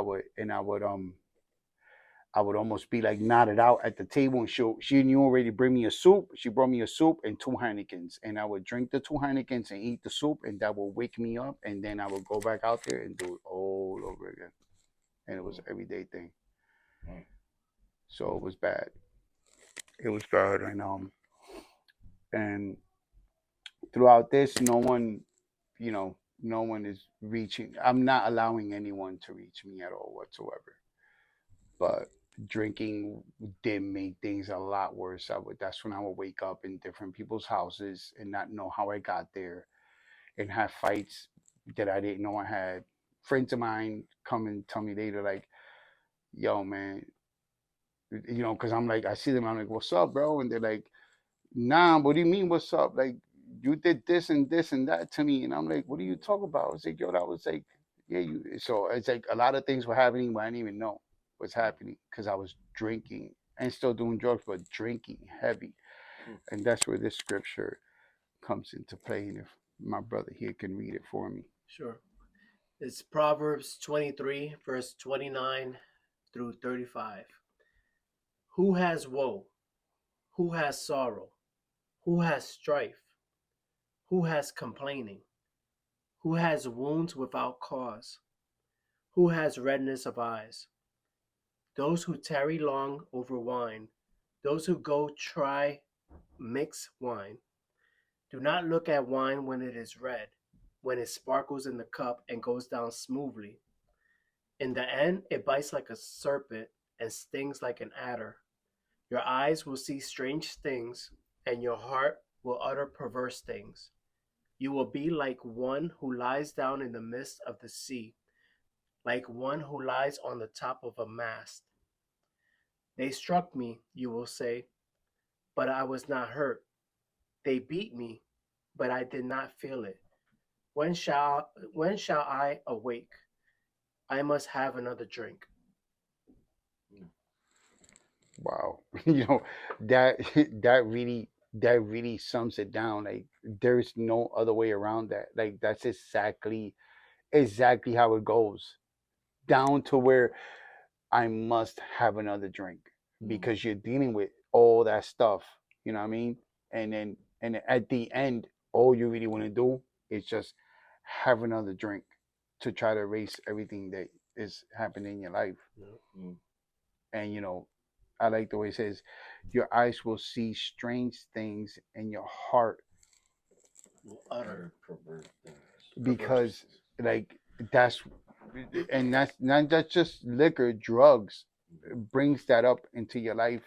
And do not look at the wine when it is red, when it is sparkling, when it sparkles in the cup and Goes down and smoothly. goes down smoothly. Because I mean, you can see the commercials. That's a commercial right there. You see an advertisement of a drink. That's exactly what you're looking at right there. You know what Right. I'm saying? Right. But let's move it along. How I ended up stopping smoking crack was because I'm gonna try to make this quick.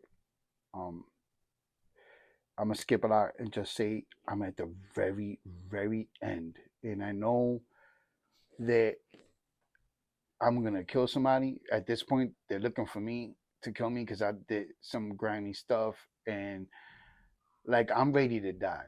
That's like I know that I can't stop, and I'm ready to die. So my mom was right. I was purposely looking for death. I didn't have the guts to do it myself. So I was like, I'm gonna keep on doing grimy stuff until somebody kills me. You know what I mean? And I'm at that point. And I remember that I went to my dad and I was like, I didn't express too much. I was like, things is hard for me right now. This, that, and the third. I'm the type of man that if you can't read between the lines of when I'm trying to tell you something, that then you're not meant to hear what I'm saying. You know what I mean? If I give you a hint where you could read between the lines and be like, hold on. So brother here, he has that gift. When I tell him things, he knows I mean something more than what I'm really saying. You know what I mean? So he makes me talk more. But if you don't know me like that and I'm just telling you, hey, look, this, that, and the third, blah, blah, and I make it sound smooth and you just like, okay, I'll be praying for you. That's as far as I'm not gonna really tell you the real. You know what I mean? So I did that with my dad and he's like and I'm like, okay, you know, I kept pushing because you're not really understanding when I'm trying to tell you something. Like I, it's kind of hard for me to be open, so I expect you to read from the lines. If you don't, then I'm gonna just keep it pushing. So I kept it pushing and I kept going, and I ended up in my mom's house. I don't know how I ended up there. Honestly, I have no idea how I ended up. I'm thinking about it and I have no idea how I ended up there. I think I went there for something specific, but I ended up there. I come into the house. Praise the Lord. I come into the house and right away she knew everything. I didn't have to say nothing. I didn't even come to talk to her about it. I came for something. I just can't remember. It was for something that I came for. I don't know what it was, but I came and I'm trying to get whatever it is I'm there for. It was briefly. I was supposed to be there like 20 seconds tops, a minute. You know what I'm saying? I get in as soon as she sees me. She's like, "Sammy, like, um, stay right here. Do you need anything? Blah blah blah. Do you want something? You know what I mean?" I'm like, "No, I'm good. I forgot what it was there for, but I want this or whatever." I told her, and she's like, "Wait right here. Don't go nowhere."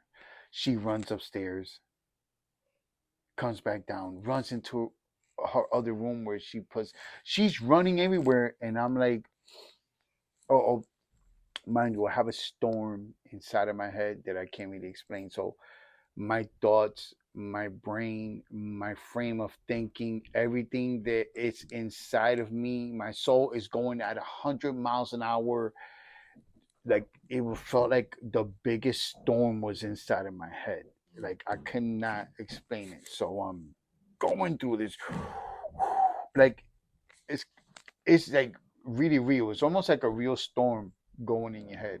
Like you have to catch my attention for me even pay attention to what you're saying because I'm so far in my head and I'm there. I'm going through what I'm going through, and I remember I went in the kitchen and I was just paused because of everything I was going through, and then I keep I don't see my mom for a little bit, and I keep picturing the door between my storm. All I see it's the door for me to leave. So I'll see the door and it's like, let's get out, let's go, let's go, let's go. Every time I will see the door, it's like, let's go, let's get out of here, let's go, let's go, let's go. We got things to do, blah blah. And it's snapping me out of my storm, and I'm like, oh, I need to go. And I get up and I'm walking out, and she comes running down the steps. She's like, I got it, I found it, I got it. And I'm like, Ma, what are you talking about? She's like, this right here. You need to hear this. I'm like, Ma, I don't got time for this. It's down there. She said, you need to hear this. You have no idea. God told me that you want to come here, and God told me that you needed to hear this. And I was supposed to get it earlier, and I got it now. Please, you need to. And like, I'm at the door. I'm holding the door, and she's like, no, don't go. And we're like, she's like, hear this. And I'm like, Ma, but she's giving me that, Ma, like, that please do it for me. Just hear this. Just give me a minute. Let me play it. Let it play for a minute, please. And I'm like, Ma, I don't got time for this. I gotta go. And she's like, please. And I'm like, Daddy, pa que me deje quieto. So you can leave me alone? Let's go. Play it. And I walk in the kitchen. And she plays the tape. And when that man starts speaking, it was everything. I'm talking about everything that I was going through was his testimony. And he's saying he was on crack and he was in the streets, and he starts breaking everything down. And I just remember that I was listening to it, and I just went, and I just sat back, and I just heard the whole thing. I did not move. I did not move till the whole thing played. I don't even know how long it was. I heard his whole testimony. And when the tape stopped, I was like, and the storm is still in my head. Oh, it was just a crazy storm that I can't really explain how bad it is, but it's serious. And I'm there, and I'm like, oh my God, there is a way out. I don't have to die. I don't have to. I don't have to kill myself. I don't. I don't have to die. Oh, I'm sorry. I skipped. I skipped the fact that I almost tried to kill myself one time. I did try to kill myself one time, and God used my daughter to stop it. And that was the only time that I had the balls to do it. But my daughter was there. That's a testimony with himself, but I'm not going to go into that. But God saved me because of my first daughter, Jada. And that's why I didn't do it. So I did attempt to do it one time, but I didn't do it because of her. And I'm there, and I'm like, wow, I don't have to kill myself. This man, he made it out of it. Lord, you did it for him. And I had never really like confined in the Lord for something as most deep, and never really kept it as real as I was keeping it at that moment. I was like, if you take it, and it wasn't no begging, it wasn't please or like I'd done in the past to try to get my way, you feel me? Yeah. Genie in the lamp type of guy, you know what I mean? No, it was like, if you do this for me, I owe you everything. I want to give it to you because I'm really at the end. If you have this power, please do what you did for that man. Do it for me. And I was like, I closed my eyes and I said, I was raised in church, so I know the prayer of to accept God as your Savior. So I just closed my eyes and I was like, I accept you as my Savior, and I promise that I will look for you every day from this moment on forward if you save me from this hell that I'm going through. And I remember that I was like, I say these things in Jesus' name. I know you died in the cross for me, and I say that you are the Son of God, and you died for my sins, and I accept you as my Savior from this moment on. And when I said that, yo, bro, like, you have no idea how bad the storm was, yo. When I said that, within the storm, all that, like I'm going, I'm talking to God and everything, all this, because the storm's still there. You know what I mean? It hasn't stopped. But the second that I said, in Jesus' name, it was like someone, and just like, and I was like, I was there and I was like, I remember that I was like, oh my God, it's quiet. Oh my God, the storm is gone. And I got up and I'm like, I'm like, and I told my mom, Ma, it's gone. The storm that was in my head is gone. I can't believe it.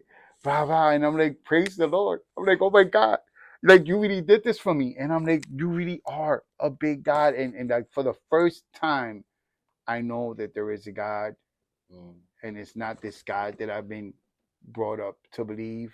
He's a God that's merciful and loving and caring. And he loves me so much. That's right. That love, oh my God, I was like, I felt winks from the sky, you know what I mean? I'm like, look at him. He loved me. You know what I mean? And I'm geeked. I'm souped. I'm like, wow. And I remember that I went outside to smoke a cigarette. And I didn't touch crack after that. Like I was done. Like he had completely took that away from me. I went outside to smoke a cigarette. And I go outside. I still got my crack pipe in my pocket.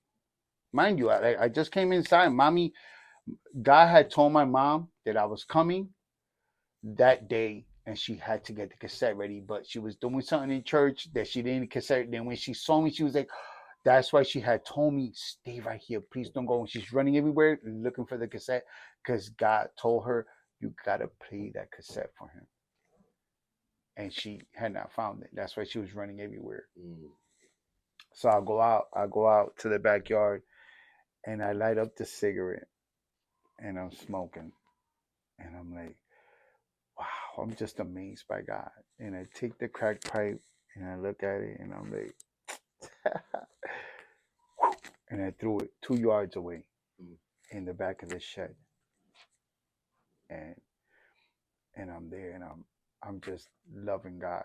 And I'm like, wow, the storm stopped. And all of a sudden, right from where I threw that pipe, a man climbs up on the roof of the shed. And I could see him very clear because the moon is right behind him. So I'm standing here. Here's the moon, and here's the shed with the man standing on top. So I could see his whole silhouette perfectly. And it's cold out. It's like freezing cold. It's winter while all this is going on. You know what I mean? And this dude don't even look like he got a jacket on. And I'm looking, and I just been cleansed and touched by God. You know what I mean? But I was just really crazy a moment ago. So I'm looking at this dude, and I'm like, smoking my cigarette, and I'm like, this dude got some balls to be out here on somebody's shed, and he could see me. I could see that he's turned, looking right at me. But I'm like, my mom had these blueberry bushes, and I'm like under that. So I'm like, he's looking over here at me. So I was like, I want to make sure he's looking at me. So I go out to the middle of the yard and I take a big drag, like, because the cherry's gonna light up really big. No matter how dark, you're gonna see it. So I take a big drag, and when I take that big drag, he's standing up like this. He squats down and goes like this. So he's like standing, like just still standing, but like this. And I'm like this Negro got some balls. He's staring at me. So I like position myself looking at him, and I'm like, and I keep smoking my cigarette. Boom. And it's like I want to say something, but I'm like, nah, this dude really is crazy. But you go into this yard, it's on and popping. You feel me? So I'm looking, and I'm smoking my cigarette, And then I'm just staring at him, and he's staring at me. And then he gets up, turns the other way, and jumps out of the other side. So now he's around the corner. But as soon as he jumps over, he starts trashing everything. As soon as he jumps over, all I hear is brah, brah. I'm hearing him break everything. Like he's destroying a bunch of stuff back there. And I could hear it as clear as day. And I'm like, yo, it's been like 5 minutes and this man is still destroying everything back there. And I'm like, yo, this dude is on something. He's on drugs and he's wild out. I was like, okay. I go inside and grab my mom's big chicken kitchen knife, like this one of them big ones, and I strap it on, and I go back out to the yard because he's been trashing like five, I don't know, about 5 minutes or more. It don't matter if it's 2, 3 in the morning. He's making mad noise, and I'm wondering why nobody is coming out. Like I'm expecting lights to turn on, people to start looking. He's trashing your yard. I'm pretty sure you can hear that. I can hear it. I'm 2 yards away and I can hear it, and nobody's coming up. Nobody's looking out the window. I'm like, what is going on here? Could it have been that he was pissed off that you bust him in the head with the crack pipe?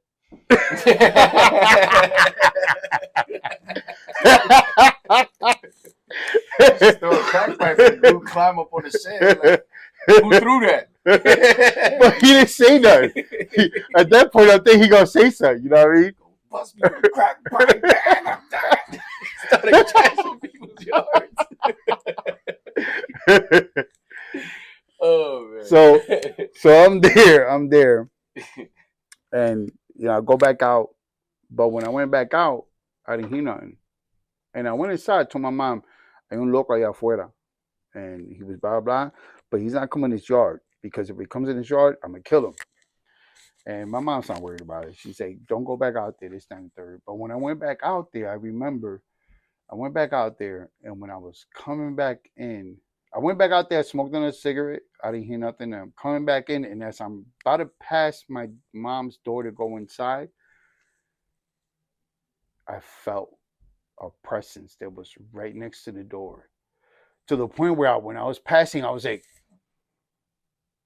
to make sure that there was nobody there, because that it could have been that dude. And I'm like, but you could see through the gate, but I'm like, there's something there, but it's spiritual, so I don't care. Feel me? I'm looking for a person, not a spirit. And boom, this is the first night. The second day, my sister Kayla, she rolls up on me and she's like, "Oh, tengo una campaña ahí, blah blah. You coming with me?" And I'm like, "I ain't going with you. What do you mean?" I'm like, I just did that yesterday. She's like, "That's okay. You're gonna come to a campaña. Don't worry about it. You're gonna have fun, food, this, that, and the third. You're gonna have a ball. You're gonna love it." I'm like, "All right, let's go. Let's go. What else am I gonna do? Stay here with mommy? I know I can't go out to the streets because I'm just gonna get in trouble. So I'm like, all right, let's go." And then we go, and it's a big church, and it's fun, and then they're doing activities, and I'm like the odd one because everybody there's kind of semi-Christian or Christian, and you could clearly tell that I'm like fresh out of the streets, and they're showing me love, and they say, "Everybody come up and pray for somebody." And I come up because I have to come up, and this dude picks me. He's like, "Hey, you want to know?" I was like, "All right, let's go." And he's like, "All right, I want y'all to pray for each other." And I tell him, "I don't know how to pray, bro. Tell you the truth, I don't know how to pray. You can pray for me if you want. I'm just gonna praise God. I know how to praise." He's like, "I'm cool with that. We could do that." And I'm like, "Bet."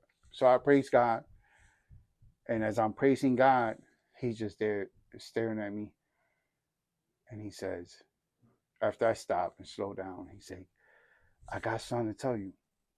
And I'm like, "What?"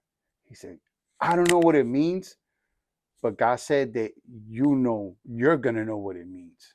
And I'm like, "I bet. What's up?" And he's like, "All right, it's like this. He wants me to tell you for the past 2 years."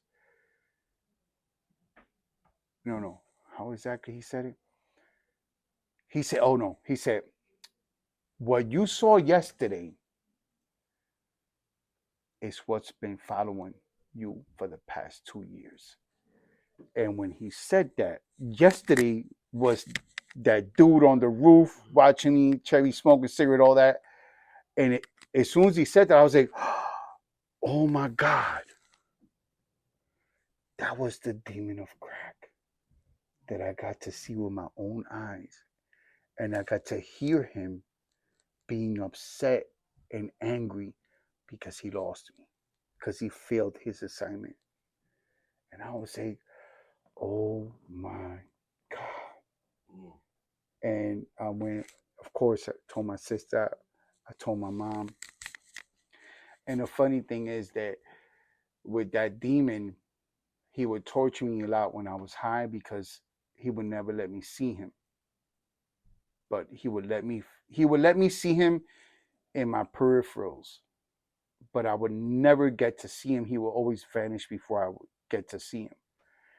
And I finally, after 2 years, got to see him and stare at him and be set free and see how angry he got because he didn't get off what he was assigned to do. Mm.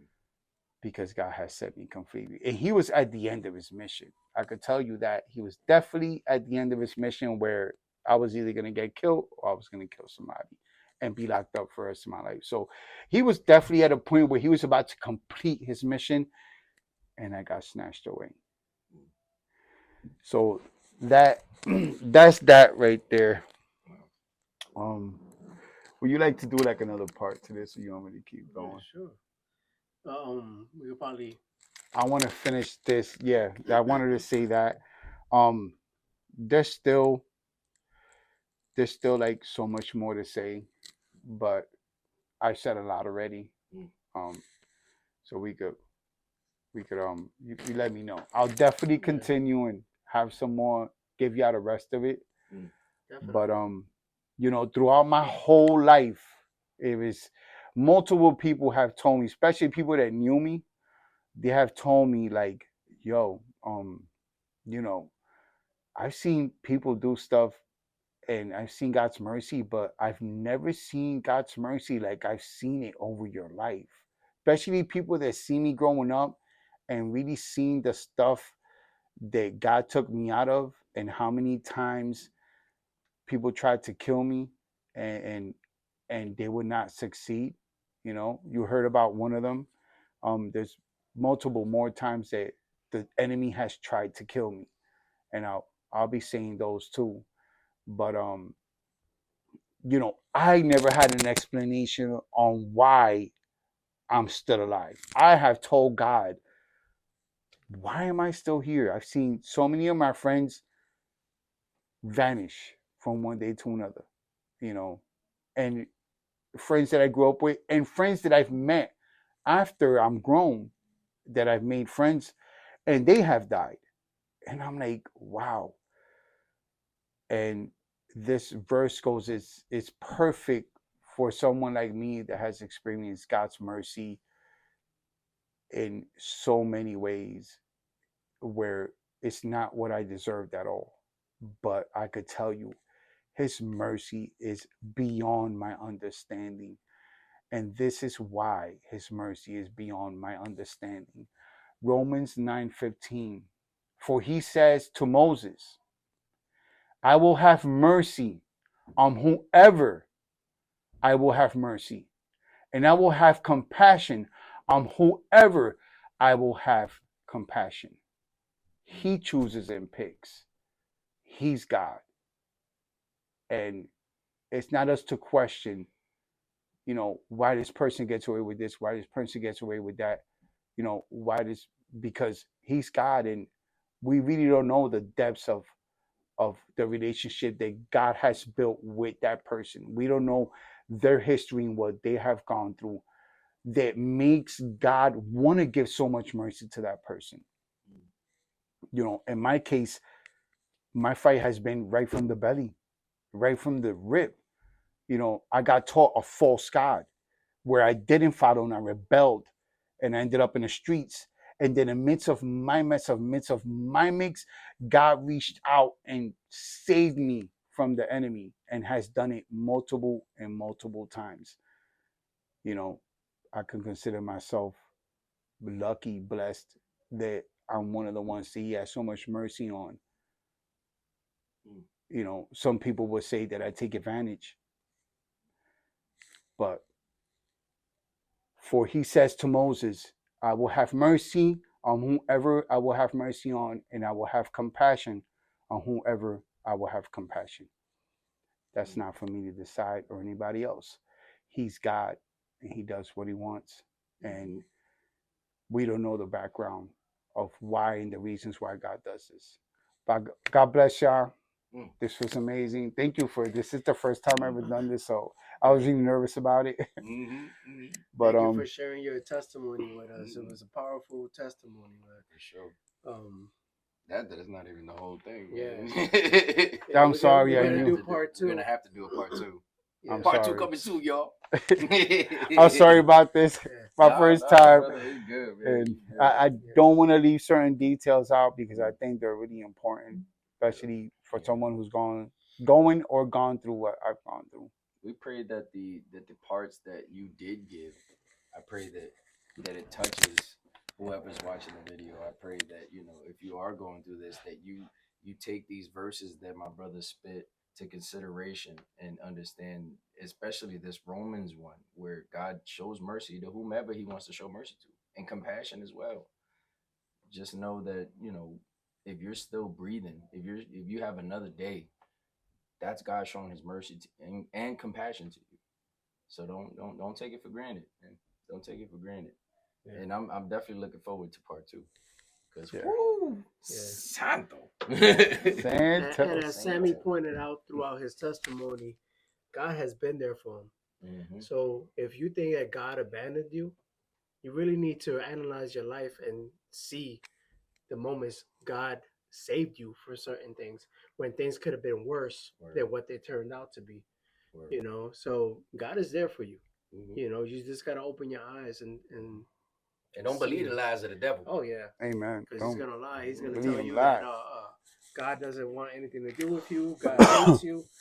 All lies. So, on that note, we're looking forward to part 2. Until then, stay Santo. God bless y'all. God bless you, everybody. God bless.